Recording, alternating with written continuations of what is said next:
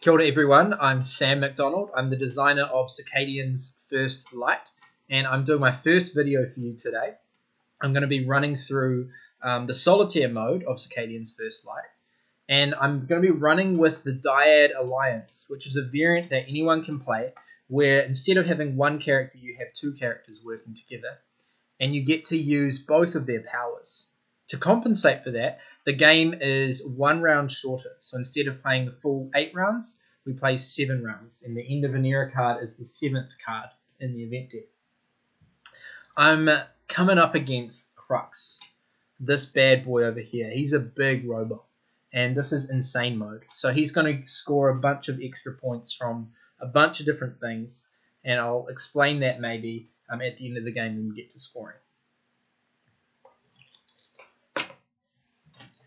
Alright, so I have set up the game. I have drafted my 3 cards out of the 5 that I get given.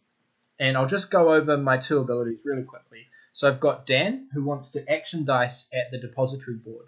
So he loves to get these item cards and then to quickly pump them out.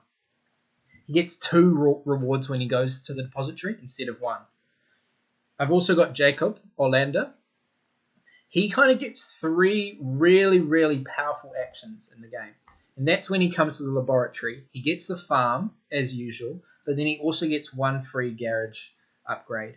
So I want to make sure I use that 3 times and have a fully kitted out home base. Alright, so I'll just show you the cards that I've drafted. And I did shuffle these and draw 5 randomly. So I've got the ledger, which I might base my whole strategy around. This will get me some points, 3 points, but the more important thing is every time I go to the depository, I get an extra card. So I'm going to be getting a bunch of stuff from Dan's ability, and that is going to be amazing. This is the security codes. It's always good to know the codes. And whenever I visit the headquarters, if I've got this card, then I'll get 5 extra water. So you can get 10 water, or you can get 5 water and 2 cards, which is quite nice. And then I've got a card that's a point scoring one, an extra point scoring one. So it's 4 points plus a point per die that I've got available to me at the end of the game. So that could be an extra 5. It could be up to 9 points. So it'll be worth bearing that in mind for the last round. How it's going to work is I'll reveal the top event card from the planning phase, start of each round. Here it says new stock. Gain 2 item cards when actioning dice at the market. So the market is one of the worker placement spots you come to for trading resources. I don't think I'm going to do that in the first round because I don't have enough to benefit from multiple trades. Kind of the first things you want to do in Circadians is you want to move on the planet. That's one of the great things because you get a varied amount of resources at the start. 1 energy, 1 algae, and 1 water, but it's not much. And if you move your way to one of the edges of the board, we've got power, energy over here, we've got algae, we've got water, and then they sort of meet and mix in the middle. If you move to one of the edges, you'll get a lot of resources. You also will pick up gems and water on the way if you move through them. You want to pick up some more dice too at the start because you start the game with 3 dice, which is a fair amount, but you can get up to 5. And so each die can take an action per turn, per round. So you really want to be sitting around 4 or 5 most of the game if possible. There's also the laboratory and the foundry. Both of these are other ways of engine building. So the laboratory will give you more farm harvest actions that you can take. And the foundry will give you some nice dice mitigation or cost reduction or algae cost reduction for your dice that you're sending out to the worker placement spots. So the general way it kind of flows is that you can, in the planning phase, you can put dice in your home base. In the green spots, the farms, they're going to get you resources at the end of the round. In these garage spots, they're going to be sent out onto the planet to take an action. And usually these actions will net you points or get you something, but this is going to cost resources. So spending resources up here, gaining them down here. All right. So I'm going to roll my dice. Sweet. Now I've got a 6, which I think is going to be good for farming. See, we've got a little reference here. 6s will acquire the most resources. I'm going to put it in the algae zone so that I can afford to send out more dice next round because I'm wanting to pick up some dice. Then I'm going to put these 2 dice up here.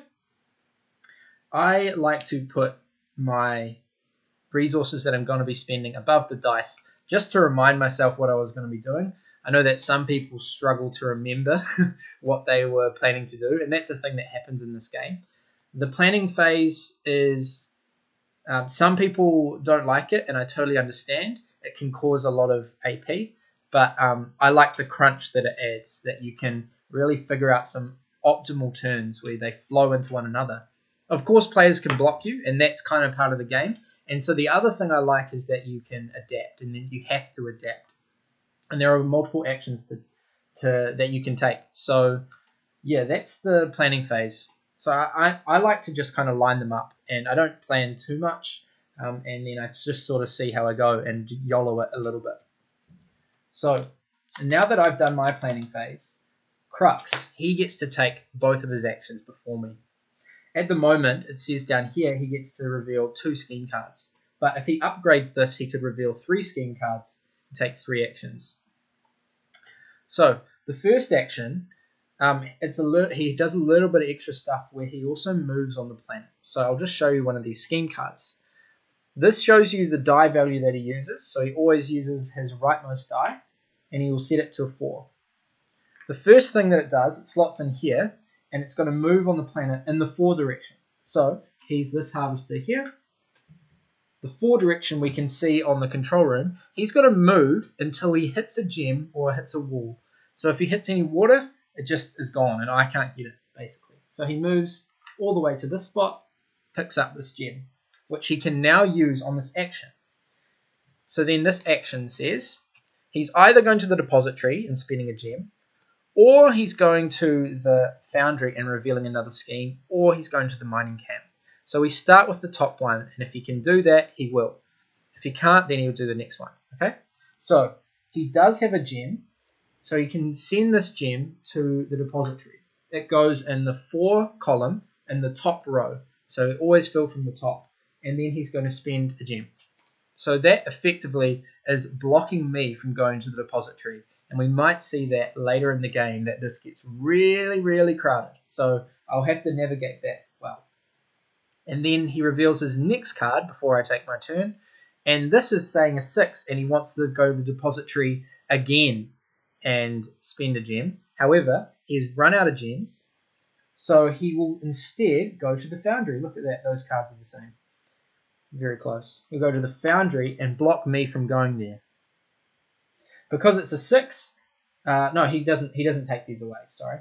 And then this says he reveals another scheme card when he's at the foundry. So we go over there again. It's a 1. He wants to negotiate with, I should show you.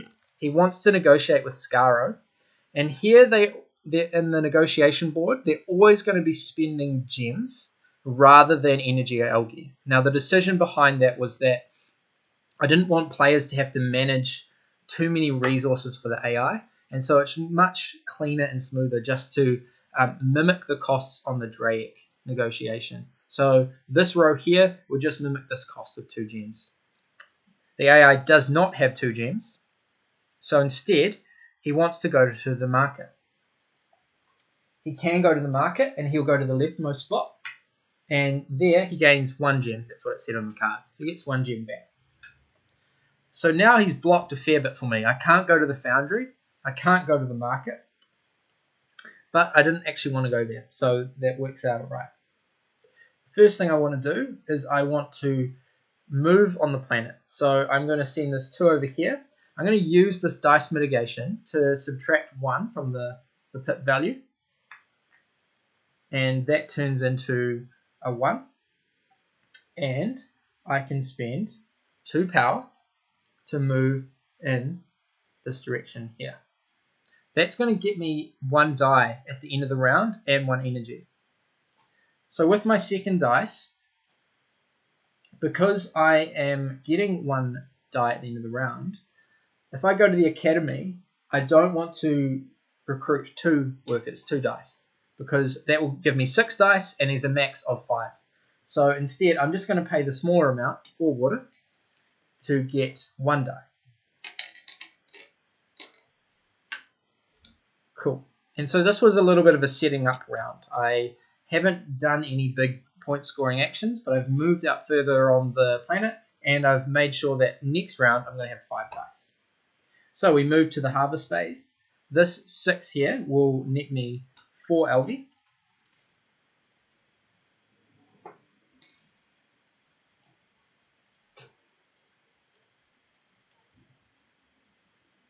And then on the planet, I'm getting 1 power and 1 die. And then all my dice come back.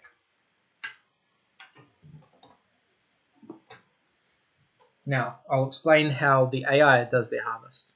So they're going to return all their dice that have not been to the depository or the negotiation board. And that's the same as other players, actually. And a little bit of the thinking behind that design is that the depository and the negotiation board give you big points. And so to be able to do those actions, it kind of makes sense to spend that worker permanently, that die permanently.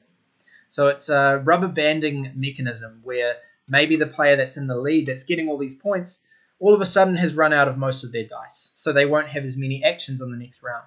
So they become this resource that you have to manage, as well as these other 4 resources. You really need to manage your dice.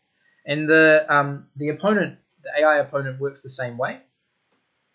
We also have this little this harvest system here, where if they don't have 3 dice, because the max that actions they could take on their turn is 3, so they kind of need to have 3 to be able to take a turn.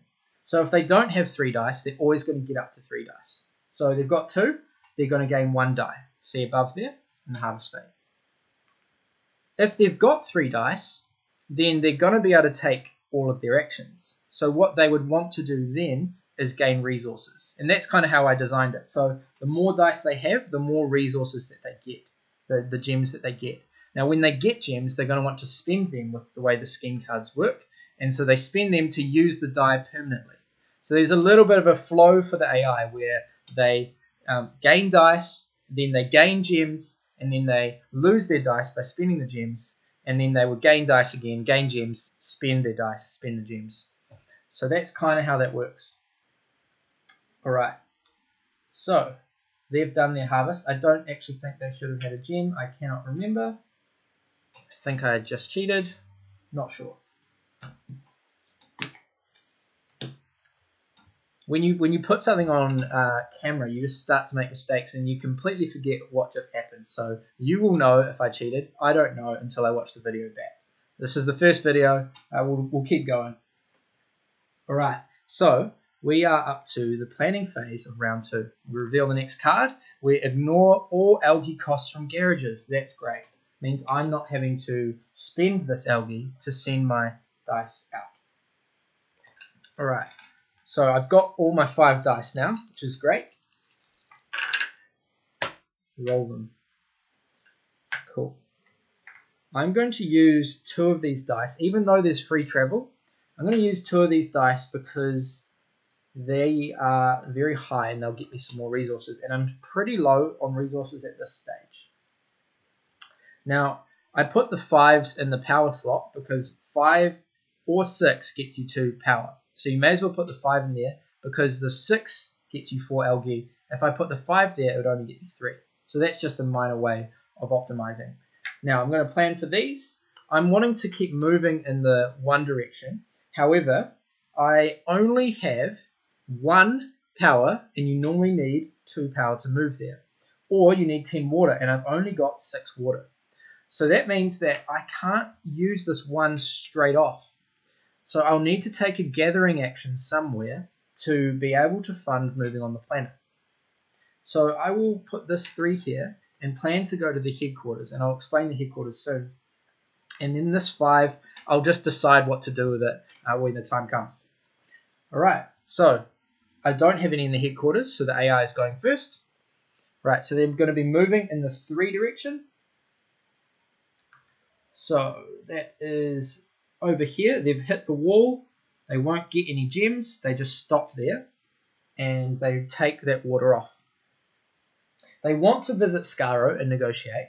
However, they don't have the gems for that. So instead, they are going to the market with the 3 on the leftmost spot, and they're getting 3 gems.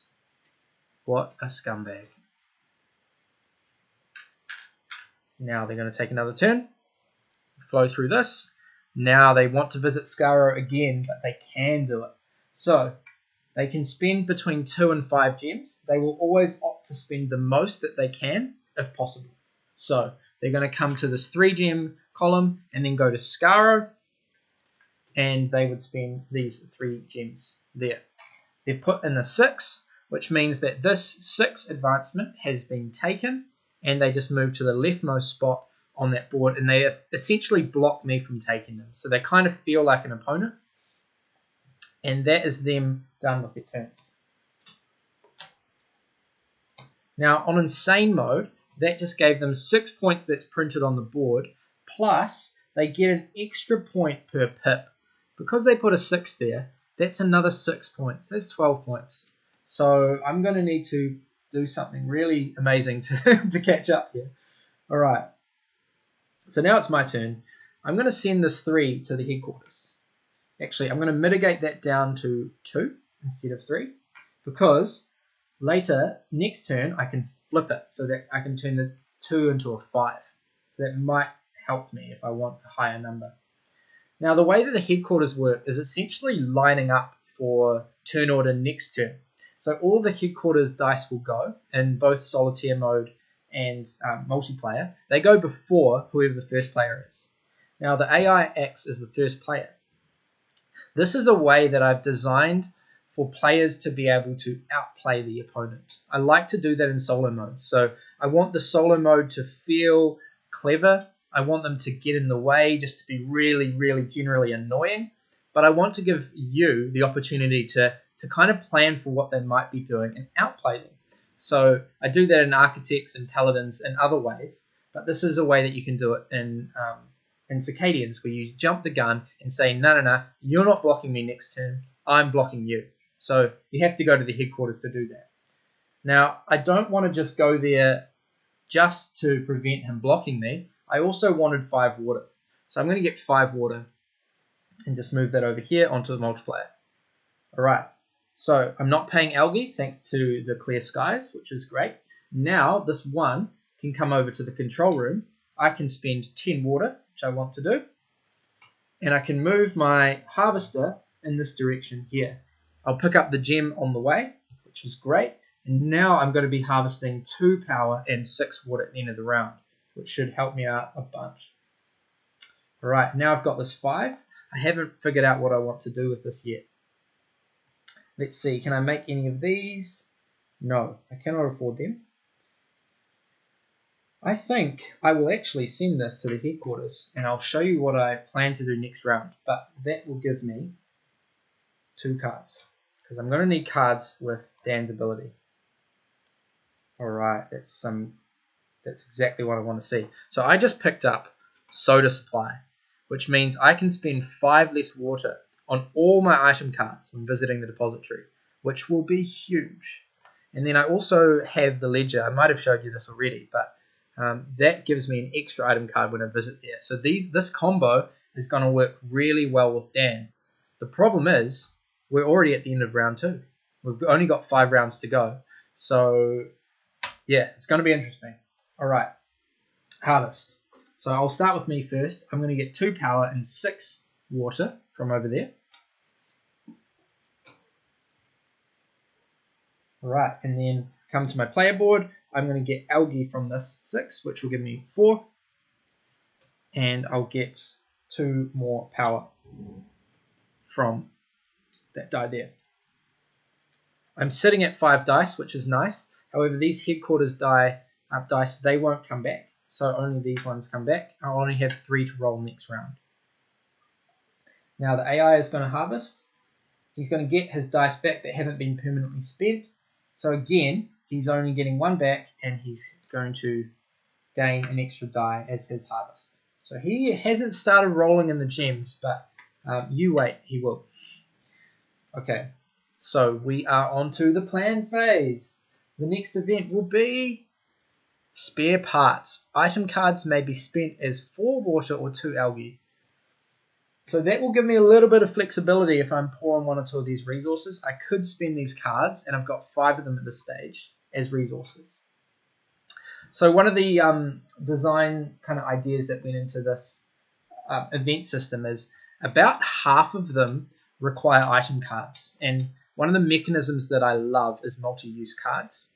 These cards aren't multi-use, but by making item cards able to be discarded via events, they kind of become this multi-use resource, these multi-use cards. So you could either use them as extra resources or use them to mitigate bad events, or you can save them up and acquire them for some good engine building and points at the end of the game.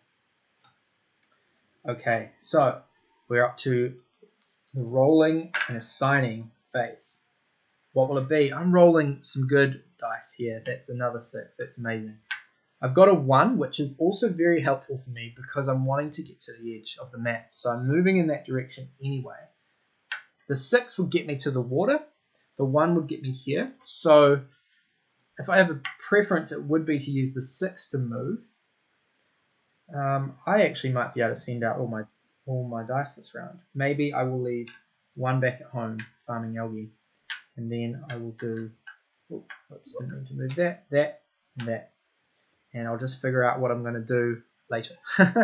Okay, so I'm in the headquarters, which is great. It means I get to jump in before Crux. This first spot here, and only this first spot, allows a flip. So what I'm going to do is I'm going to flip this die from a 2 to a 5. Now I've got a pair of 5s. They can go straight to the laboratory, where I can spend 3 algae and I get one of these farms. This one here is going to passively get me 3 water each round. I think we're still early enough into the game that that will be useful. So I'll grab that. Now with Jacob's ability, here we go. I get to gain also a free upgrade. Now that is in use this round. So if I grab this one here, it slots into that spot. And this here says it's a 5 water discount on any action that I do with that die. So that may come into use this turn. I haven't figured out what this die will do, but it may come into use. Alright. So now it's Crux's turn. He is going to, with a 1, move his harvester. So he zooms all the way up to here next to me. He won't pick up any gems on the way. Then he wants to negotiate with Larian. He doesn't have any gems to give to the Larian people, so they're not happy about that. They say, off you go to the market, Mr. Crux. And so he is going to go to the market. And he only gets 1 gem because it's a 1. So I kind of designed it that the number showed how many gems that it works out. I did a lot of thinking on these, but alright, there's the gem. He's going to take another action, and he wants to spend the gem. He's not acquiring at all, so he's going to use this 3. And I'm starting to get nervous about this depository filling up. He spends the gem that he just acquired and that die, and he's going to get some decent points from that, though he still hasn't really engine built yet, so that's kind of lucky for me, actually. Alright, now it's my turn. I'm wanting to move in the 1 direction. No, I'm not talking about the band, the boy band.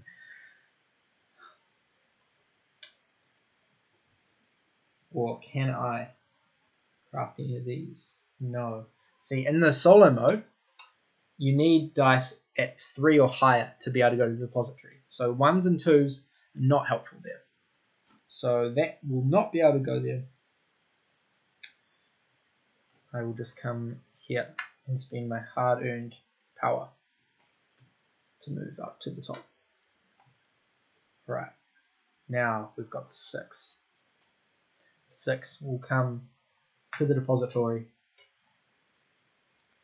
I am going to either get the soda supply or the ledger. I'll get the ledger, and I've got a reason for doing that.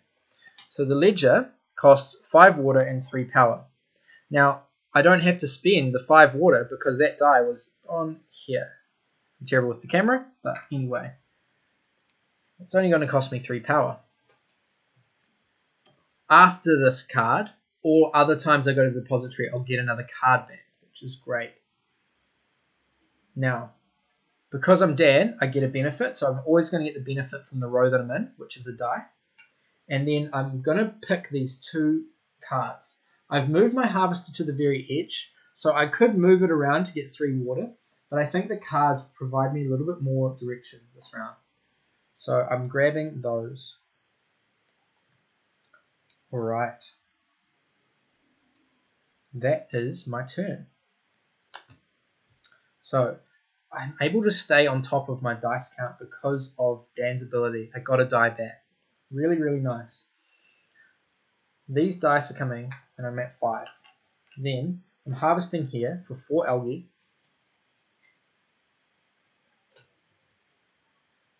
And then over here, I'm getting 3 power and 9 water. So I'll just put those 2 there and get rid of one of them. Now notice how I'm opting to farm for algae because that's the resource I'm not getting on the planet. I also will get this 3 water from this farm. I'm kind of up and running. This is a game where you just get a lot of resources and there are plenty of ways to spend them. I like getting a lot of resources, but it doesn't feel like too much because some of these negotiations, I mean this costs 15 algae, you know. Some of these cards require a lot of resources, so you still have to kind of prioritize what you think will score you the most points. You can't do everything that you want to do. Now it's Crux's turn to harvest. He's getting another really, really bad harvest. So he's just getting one die. No extra gems.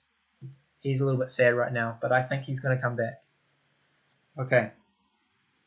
So that is the end of that round. We're moving on to the next round, where we have extra growth. All farms produce double their resources. Wow, that is tempting. See how my dice rolls go. Alright, I've got some 6s, 5s, and 1s.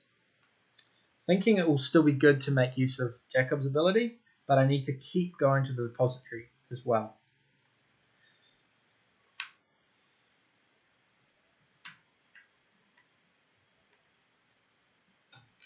Just going to put my algae costs up there so I don't forget them. And I've got my doubles, so I don't need to put the cost I'm going to be, the resource I'm going to be spending because I remember that it's the doubles. And then, now, what do I want to do? Do I want to make use of this harvest? Do I want to get one more item? I think I need to get points. So I'm going to get some algae and then use this to get points. Will I have enough? I won't have enough. That's a lot of algae that I'm spending. And I'm not sure it's good for me. But we'll see. Okay, cool. I don't have any in the headquarters. Alright, so we've got the AI's turn. He has got a 6. He's moving in the 6 direction, which is going to be right on top of him. Again, he wants to go to Larian. Again, they're like, nah, mate, we don't want you. You don't have any gems to give us. Sorry. How about you go to the academy this time? So he's got a 6. He's going to go into this column here where it denotes 6. He's getting 2 dice, which is going to be good for him, actually. It means he's going to be able to harvest some gems for once. And now we've got this second scheme card where he wants to go to Drake. Again, the locals aren't liking these robots today. For sure, they're saying, no, go somewhere else. So he's going here with the 2. No, sorry, he's going to the market with the 2, and it gets him 2 gems. Sort of set himself up for a decent turn next round, I think. You wait and see. Alright, now I've got 4 dice lined up to spend resources. So we're going to the laboratory first with these ones. I have got the 5 water discount, and yes, it applies to the laboratory. So I'm only going to spend 5 water to get one of these farms, and I'm going to keep rolling in the resources, I think. Get this one here. Now, I get to make use of Jacob's ability. I get an upgrade, which beautifully will slot in here, meaning this one, sorry, I should show you. This one avoids the algae cost for that die. So I'm going to get to keep these algae, which will be quite nice. And that was Jacob's ability. Alright, now we've got this 5 that I can spend. And I am going to go over here to the depository. Soda supply is coming in. So that's 4 algae, 3 power, and I'm using up my resources like crazy. And now all future items will be 5 water discounted, so that's going to be great. I get a die back from that row, and then making use of Dan's ability, I think I will get 2 more cards. We've got a hand limit of 8, and I'm sitting at 7. I get 1 more card from my ledger, so that will put me at 8. Wow, this is going to be good. I've just picked up this, which is an extra point per depository visit. So if I can get about 6 to 8 dice in there, that's going to be huge. And then this one is an extra 2 points per item card that is the engine building variety. So we've got the engine building variety with this little blue circle, and then we've got the in-game variety, which is this red flag. So this is an in-game one that's scoring extra for the engine building ones. So that will be quite nice indeed. And I've got 1 more action to take. So I'm going to spend these 2 algae just to send that die out. Straighten that up. Okay, this die is going. I think I'm going to go. Oh, I don't have much to spend, do I? Just looking through my cards. Okay. I'm going to get some gems. I come here, spend 10 water. So it's a 6, and spend 10 water to get 2 gems. I'm going to need these gems. All of the point scoring item cards require gems. The engine building ones are just resources. Maybe if I put these item cards here, that'll be easier to see. Okay. So I'm up and rolling with Dan, that's for sure. So I'm going to get all my dice back and do a harvest. So what do we got? Double the resources. Wow. Getting 8 algae from this one.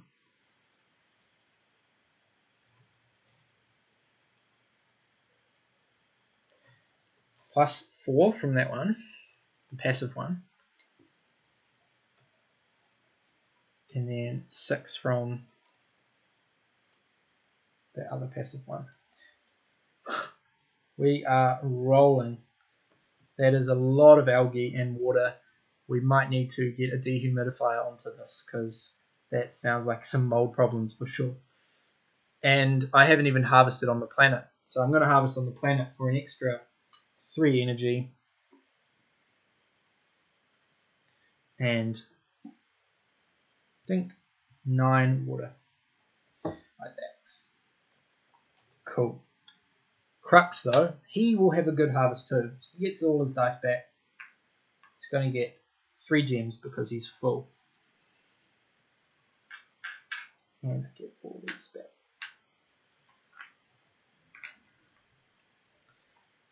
Alrighty.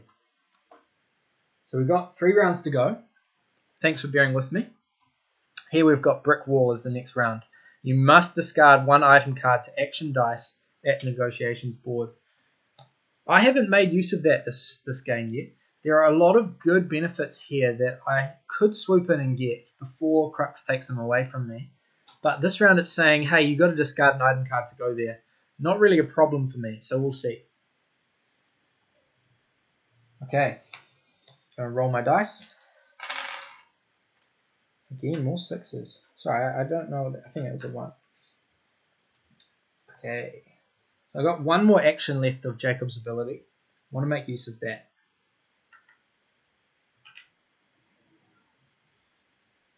You know what? Let's just do it. YOLO. I'm not going to plan anything. I'm just sending my dice out like this. We'll see what happens.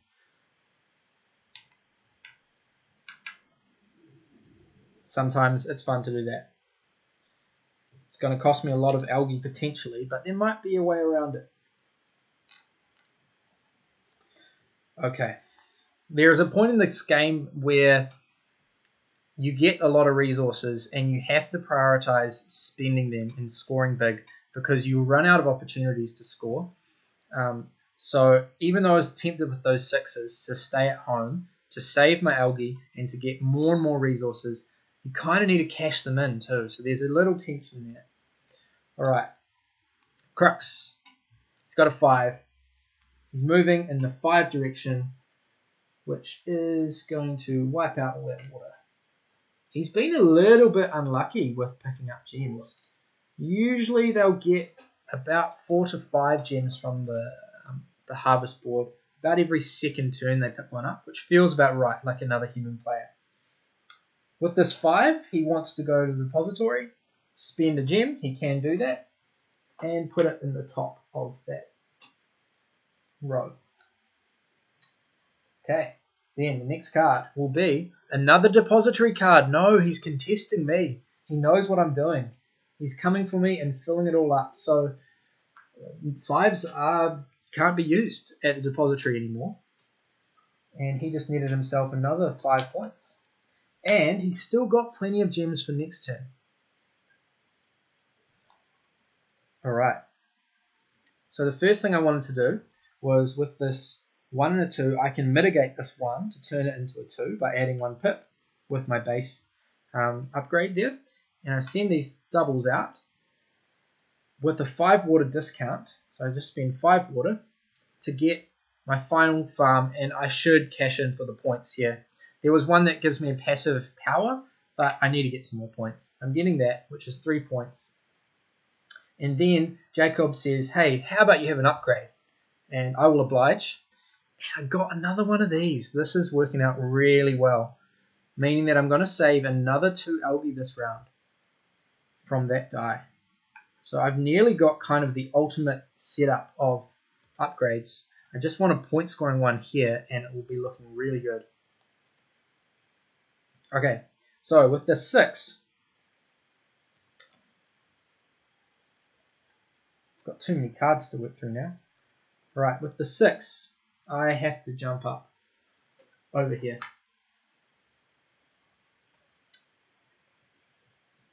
And I will grab this, the worker drone, which is going to score me for my engine building ones. That cost me a gem. I don't have to pay the 5 water thanks to the soda supply. I've got enough Coke, meaning that I can just use the Coke instead of water. Not sure if that's good for the machinery, but hey, that is going to score me some big points at the end of the game. Because I'm Dan, I get to move on the planet and then something else. I need to start thinking about moving my harvester towards one of the gem caches. I don't know the points underneath there. I know that it varies between 4 and 8. If I wanted to find out what the points were before the last round, I would need to come and visit Drake, the local, who lets me look at one of them before the last round. I haven't done that, so I'm just going to have to take a guess. I'm going to come here. Actually, no, I don't need water. So this is giving me lots of water, which kind of needs to be used to trade for other resources. So I'll move this direction, and that's going to give me more power, which is a little bit more usable. Alright, so with the 4, I need to get some more points. Don't have enough power to be able to craft this. This will be really, really good. Another point per dice in the depository. So I'm not sure about that, but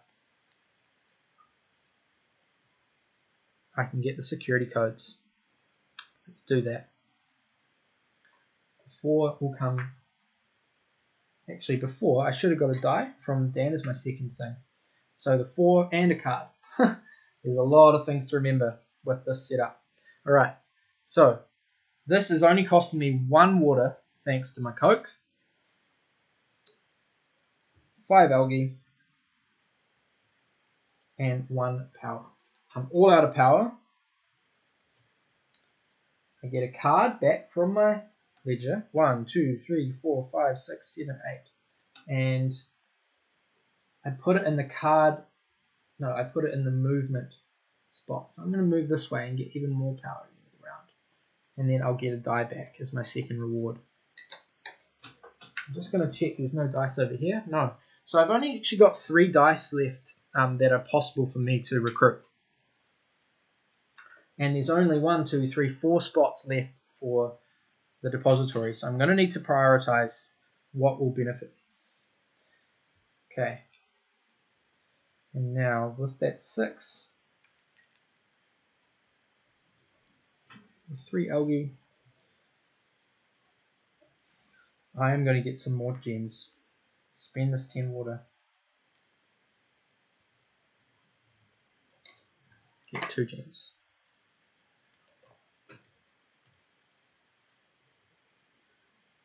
Okay, cool. That's the end of the round. So it's time to harvest. I don't have anything harvesting at home except those farms that passively give me stuff. And now, thankfully, I'm getting 5 power from over there. And 3 water.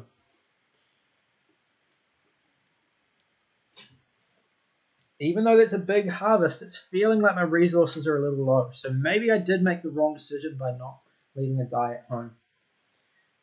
Now Crux, he's just spent 2 dice this round. So he's going to only get 1 gem. Alright. Get my dice back. This is the penultimate round. Power Surge. 2 item cards may be spent as 2 power or a gem. That could be quite nice. Alright. So I'm going to roll.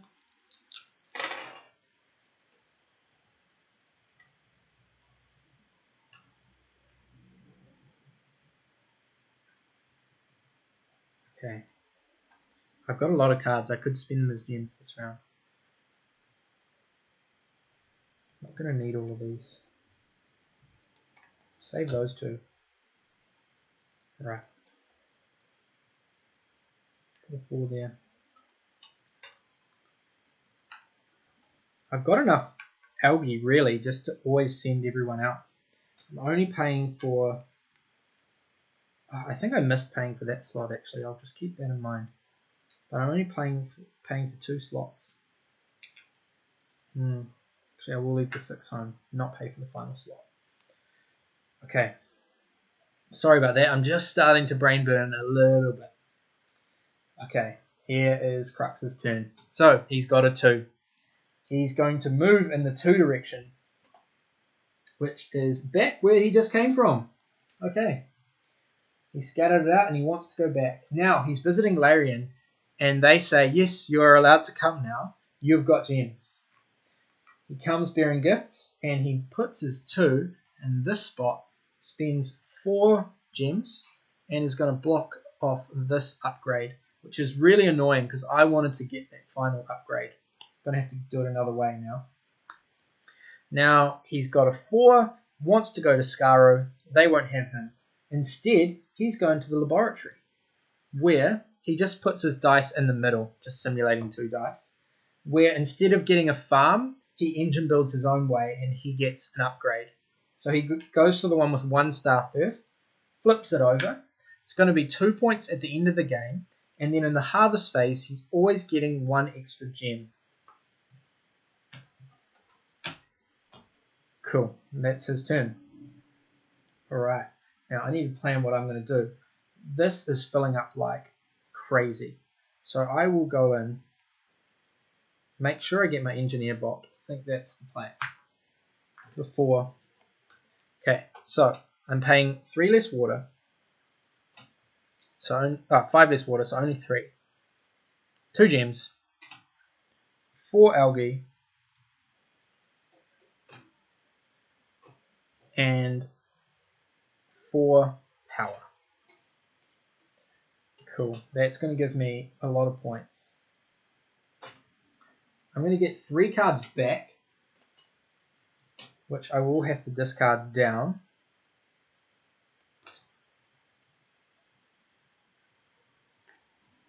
One, two, three, 4, 5, 6, 7. Just have one of those. 8. And then I get one other benefit, which I will grab a die. Cool. Now the 4 column is filled up. So with this die here, I'm not actually going to make use of that 5 water discount. I probably could have played it better, but I'm going to come all the way over here to Draic. Got 2 gems, 3, 4, 5, because of the power surge. It's a good way of using up my cards. It's going to net me 12 points. And I'm just going to check this gem cache here, which is a 5-pointer. Now, that's the second lowest one in the game. They go from 4 to 8. But beggars can't be choosers, and I don't know if I've got enough time to come all the way around here to this harvester. I might be able to do it, but there's only 1 round to go. And it could be a 4. So I think I'm just going to have to be happy with that being 5. Can't complain too much. Right. Now I'm just really low on resources. See that? I just spent nearly everything. Okay. Well, I probably should have had more at home farming. 1, 2, 3, 4. Did I get a die back from that? I should have, eh? Should have got 1 die back as Dan's second ability.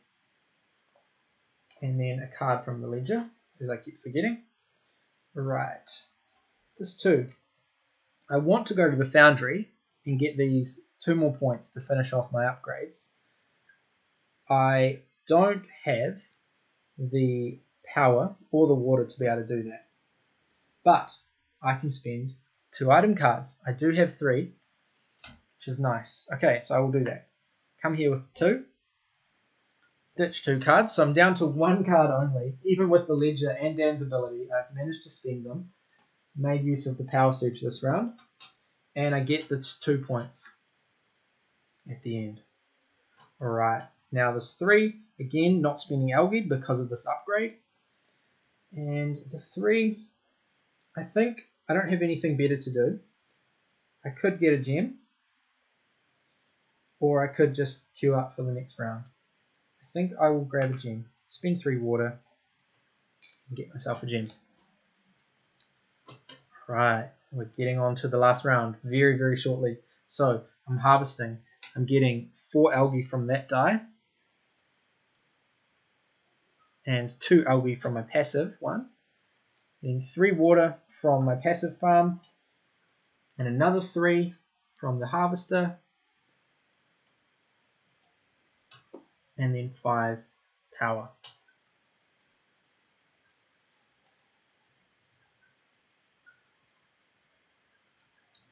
Alright, these will go back to me. Now, Crux is harvesting. He's used most of his dice. He's only got 1 there. So it's a disaster for him. He's getting 2 dice back. But he will get a gem thanks to the upgrade that he had. Okay. So we are on to the last round, which is always the same event. Reveal all hidden gem caches. Now, unfortunately, these don't fit perfectly well.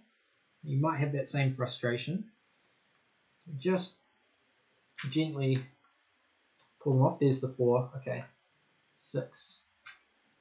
It was the 8 over there. Well, I might be able to make it there. I'm not sure if it's worth the extra turns trying. Okay. So the reason behind the gem caches, I guess there is a little bit of randomness in that. I like adding something to my games that you kind of have to do in the last round. A little bit more stressful. So you kind of have to adapt, and there's a few more things to worry about in the last round. It's cool for players to do different stuff than they had to do in the first round. So this just kind of adds a little bit to the complexity in the decision making.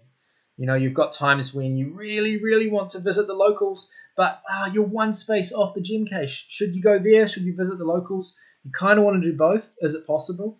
So that's kind of the decision making. And the variance between 4 and 8, yes, it's 4 points, but it's not huge. And there are ways to mitigate it as well, always visiting Drake, no matter what side. So the Lady Drake lets you secretly peek at 2 gem caches, which is objectively better, but it's better for all players. And then this one here is reveal any 1 gem cache for everyone. Okay, so I'm rolling. 4, 5, 2 1s, and 6. I think I'm just going to have to spend up, send all my resources out. I'm not scoring for any other resources. Some item cards let you do that. Mine don't. So I'm just going to line them up and spend. I'm not going to be able to get any upgrades or farms, so I don't need to worry about that. I actually missed one of their dice, but it would have been the same result.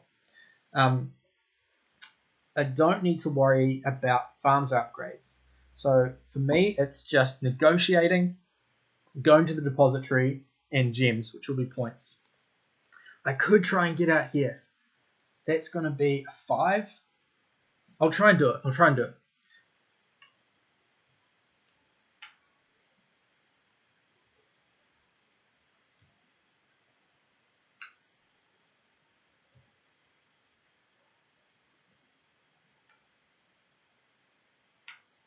Oh, that's going to be hard.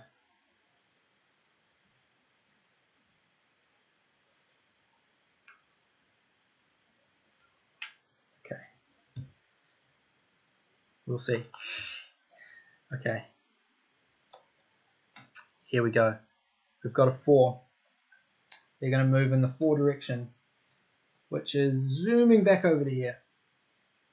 Now at the end of the game, they're going to move to the closest gem cache, and if there's a tie, they'll go to the highest point scoring one. So that's going to net them 7 extra points at the end. Now, they spend a gem with this 4. Actually, no, they're not going to, because the depository with 4s is full. So instead, they're going to the academy. They're getting 2 dice back. This isn't too bad because they harvest at the end, so the gems that they have at the end will still score them a point each. And then they have a 4. They want to visit Drake. They don't have the gems. They've kind of struggled with that this whole game. So instead, they're going to the lab, and they're end building on their last turn, which isn't ideal, but it is what it is. They will get 2 points for that. You know what? I think I might be able to take this out. This insane mode. In saying that, playing with the Dyad Alliance does give you higher scores, especially against the AI, because they don't have any other benefit. I don't often win on insane mode, that's why I thought it was okay. But we'll see what the scores end up being. Okay, with this 1, I need to think of something productive to do. And I don't know how much productive there is to do. I'm going to need to spend these. I'm wanting to build this preserved beast. That doesn't cost me water. It's going to be 2 gems, 2 algae, and 4 power. I need to get a gem somehow before the 6. The 6 is the only one that I can fit into the depository. I don't have any 3s. I need to get a gem before the 6, so one of these 2 will get me a gem. I've got these resources that I can spend too. And maybe I could do some trading and visit one of the locals. I've just realized that before I didn't grab an advancement. I think that's just my bad. I'll cover one over, but I just miss out on it. Okay. So this 1 is going to come here. It's turning into a 2. I'll do a few trades for gems. I'm going to trade 4. I want to turn all this water into... now I'm really struggling with the brain burn. Alright. You know what? I'm just going to trade these for 2 gems. And now with the 1, I have a 5 water discount thanks to that upgrade. So it's effectively a 6 at mining camp. So I get another gem. Alright, now with the 6, I'm not spending algae. Coming over here, I can grab the preserved beast, which is all of these resources.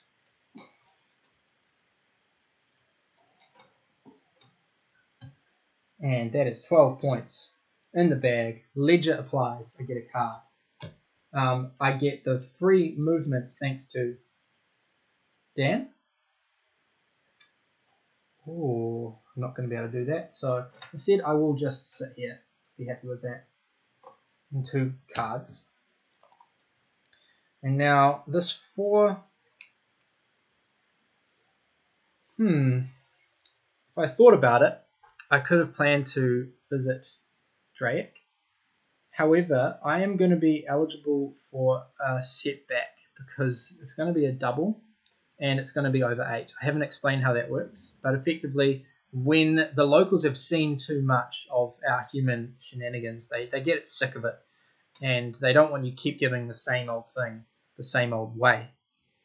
So if there's too many pips or doubles in a column at a particular local, then you have to suffer a setback.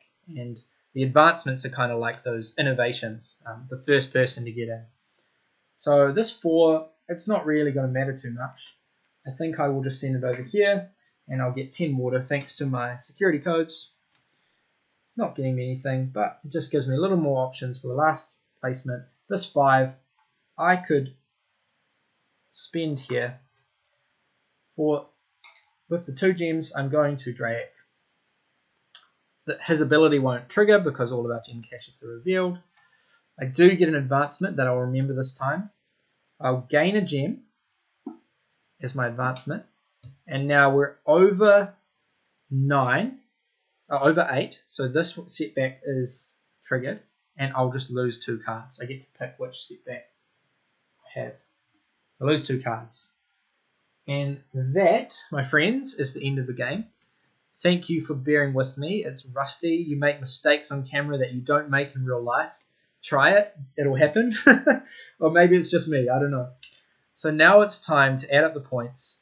And I'm just going to do a little bit of math in my head. So I'll start with Crux. Alright, so actually he gets the harvest. My harvest isn't going to get me any points, so it's pointless for me. But he will bring these back, and he's getting 3 gems plus another 4 gems. Okay. Now we add up his points. So from his upgrades, he's getting 4 points plus 5 points for all these gems. He's on 9. And then he gets another 6, 15, 22. But then he's also getting points from those pips. So he's on 30. He's going to move his harvester over here to get 7 points, 37. And then he's going to score the pips, 44, 54. Now that is a really low score, I think, for him. Though it is 7 rounds, and he usually likes to play 8 rounds. I hope this has just given you a feel for kind of how it flows, that he blocks you, he interacts with you. There is room for you to outplay him, and often he provides a bit of a challenge for scoring. Let's see though, let's see if I can beat him. So looking at my player board, I have 8 plus 2, that's 10, plus 7 plus 3 is 20. Just from this, that's thanks to Jacob pretty much. 21, I've got a gem. And then I'm getting another 5 over here, 26, 31, 43 from negotiation. And now it's down to my item cards. So